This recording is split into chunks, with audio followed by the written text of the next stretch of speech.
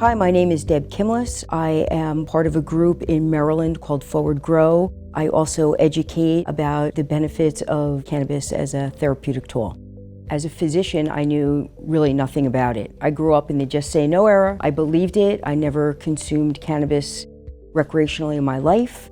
And then I had an unfortunate problem with my mom, who died a painful death. And sadly, because we lived in Pennsylvania, we had no opportunity to explore cannabis as a potential pain-relieving therapy for her. When she died 3 years ago, I swore that I would research it to really understand cannabis as a medicine and to hopefully help patients so they wouldn't have to struggle and suffer the way my mother did.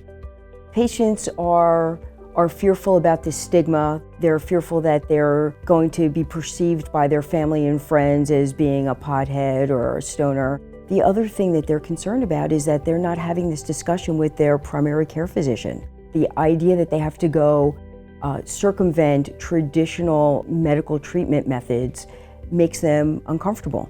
I'm a scientist at heart and have to have real science and real understanding before I embrace anything. I literally sought out information around the world. I studied the master class in the Netherlands at Bedrocan. I went to Israel. I met with Raphael Mechoulam and Lumi Hannes, and I met with the Ministry of Health and really understood how the program works in Israel, the types of research they're doing, and just embraced everything I could regarding the science of cannabis, as well as understanding the cultivation, the dosing, the administrative methods, basically, seed to sale. The endocannabinoid system really didn't come to an understanding until the late 1990s. In medical schools, they don't teach it because up until then, it didn't really exist. People didn't understand it. Now, there's probably no excuse because the endocannabinoid system is a real biologic system, just like our immune system or cardiovascular system.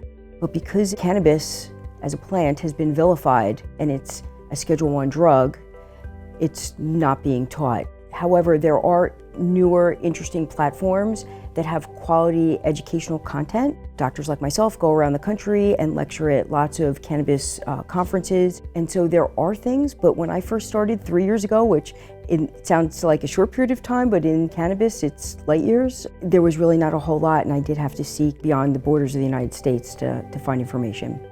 I'd like to sort of take the mystique out of, treating patients. It's no different really than what a doctor does every day in treating patients. We do a history review, we do a review of what their conditions are. Depending on what the goals are and what the benchmarks are, we discuss what the options are, how cannabinoids, in addition to other therapies, could be beneficial, and I make them follow up, just like you would in a regular doctor office.